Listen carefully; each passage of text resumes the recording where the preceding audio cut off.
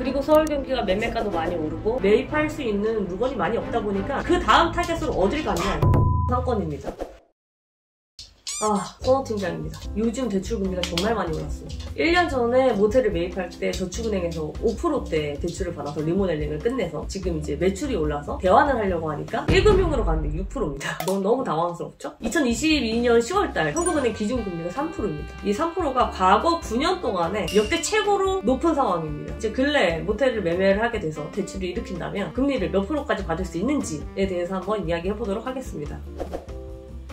PF 대출부터 알려드릴게요. PF 대출은 우리가 리모델링을 할 모텔에 매입을 할 때 리모델링을 한다는 조건 하에 매매가의 100% 이상 대출을 받을 수 있는 그런 방법입니다. 은행마다 다르긴 하지만 6% 중후반 은행 있고 9%짜리 은행 있고 10%짜리 은행 있습니다. 가장 선호하는 게 당연히 6%대의 은행이겠죠. 이 6%대 같은 경우에는 전국을 다 해주는 건 아니고요. 서울, 경기 그리고 광역시만 가능합니다. 그리고 일반 모텔 대출, 리모델링을 하지 않고 모텔을 매입해서 바로 운영을 할 수 있는 그런 모텔 인 경우에 이제 매매가의 최대 80%까지 해주고 있는데요. 이런 대출 같은 경우가 요즘 1금융에서 정말 잘 받았다라고 하는 게 5%대 중후반 그리고 대부분 은행에서 6%대를 받고 있어요. 그래서 은행 가서 지금 6% 받아야 되는데 우리 5.3% 해주세요. 그러면 승인이 아직 갔습니다. 지금 전반적으로 금리가 많이 오르면서 매수 심리가 굉장히 위축되어 있는 상황인데요. 근 몇 년 동안 한 4, 5년 동안 우리 모텔 부동산 매매 시장 굉장히 호황기였습니다. 근데 갑자기 금리가 오르면서 바로 제가 체감할 수 있었던 게 8월 말부터 9월 이때부터 좀 얼어붙기 시작한 것 같아요. 보면은 매도인이 생각하는 매매가와 매수인이 생각하는 매매 금액이 좀 갭이 컸던 것 같습니다. 예를 들어서 60억대 이상이다 라고 하면은 최소 8억에서 10억 정도의 갭이 있는 것 같고 그 이하의 매매가를 형성하고 있는 모텔 같은 경우에는 3억에서 5억 사이 이 정도 갭이 생긴 것 같아요. 특히 이제 리모델링을 할 물건들은 그렇지 않고 리모델링이 끝나서 매출이 뜨고 있는 그런 모텔들을 말씀드리는 거고요. 이제 리모델링 모텔 같은 경우에는 서울, 경기, 수도권 같은 경우에는 매매 물건 자체가 굉장히 드물어요. 근데 여기에는 전제 조건이 있는데 객실수가 35개 이상이면서 역세권이면서 상업적이고 이런 모텔을 말씀드리는 겁니다. 이런 모텔 같은 경우에는 없어서 못 파는 그런 수준이고 그리고 서울, 경기가 매매가도 많이 오르고 매입할 수 있는 물건이 많이 없다 보니까 그 다음 타겟으로 어딜 갔냐? 충청도 상권입니다. 충청도 상권 같은 경우에는 서울, 경기에서 이제 매입할 물건이 많을 때는 투자자분들이 그리 관심을 갖던 상권은 아니었어요. 뭘 굳이 거기까지 가서? 약간 이런 분위기였어요. 근데 지금은 이제 서울, 경기에 뭐 시행사들이 모텔도 많이 사고 모텔 매매도 많이 돼서 이제 뭐 리모델링 할 물건도 별로 없고 그리고 이제 매매가가 굉장히 많이 올랐죠. 시행사들이 많이 올린 것도 있어요. 뭐 어쨌든 매입할 물건이 없다 보니까 이제 충청도로 많이 넘어갔습니다. 근데 이제 충청도로 넘어가기 전에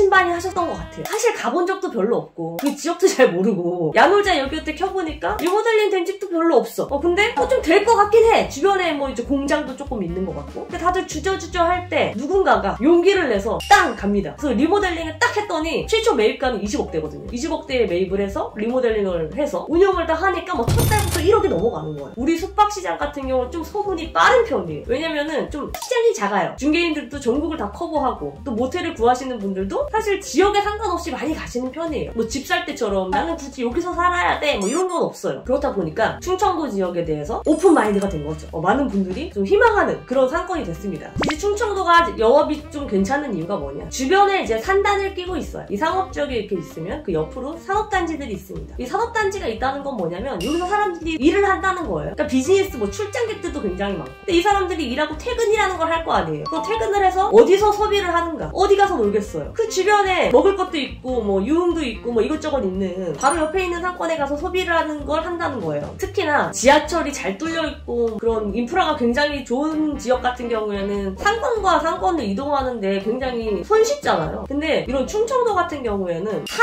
지역으로의 이동이 굉장히 좀 불편합니다. 그렇기 때문에 그 지역의 중심이 되는 그 동네에 가서 소비를 하게끔 되어 있어요. 그리고 이렇게 산업단지나 이제 주변에 공장이 있고 뭐 이런 지역들의 좀 특이점이 뭐냐면 유흥이 굉장히 발달해 있는 경우가 많습니다. 그리고 생각보다 소비력이 굉장히 높아요. 그러니까 무시하시면 안 되는 거죠. 그리고 뭐 야놀자나 여기어때 이렇게 열어보세요. 리모델링 된 모텔들을 이렇게 보시면 객단가가 굉장히 높습니다. 사실 대실은 좀 적어요. 그 대신 숙박료가 높아요. 평일 기준으로 리모델링 다 해놓은 집들 같은 경우에 6만원, 7만원, 8만원 이렇게 받고 있거든요. 서울 경기에서 6, 7, 8 받을 수 있는 지역이 그렇게 많지 않아요. 그래서 대실이 많지 않기 때문에 낮에 그렇게 힘들지 않죠. 석방요금이 높고 일은 좀 편하고 매출 잘 뜨고 근데 그러니까 지출이 좀 적은 거죠. 그래서 순이익은 높고 그래서 충청도 상권이 모텔 투자하시는 분들이 거주하는 지역이 서울이라면 좀 멀긴 하겠지만 굉장히 만족도가 높은 상권입니다. 제 생각에는 매출도 너무 중요해요. 근데 매입할 때 볼륨도 굉장히 중요하다고 생각을 하거든요. 돈 열심히 벌었는데 은행 대출로 다 빠져나간다면 그건 좀 의미가 없잖아요. 나중에 매각하는 것도 중요하긴 하지만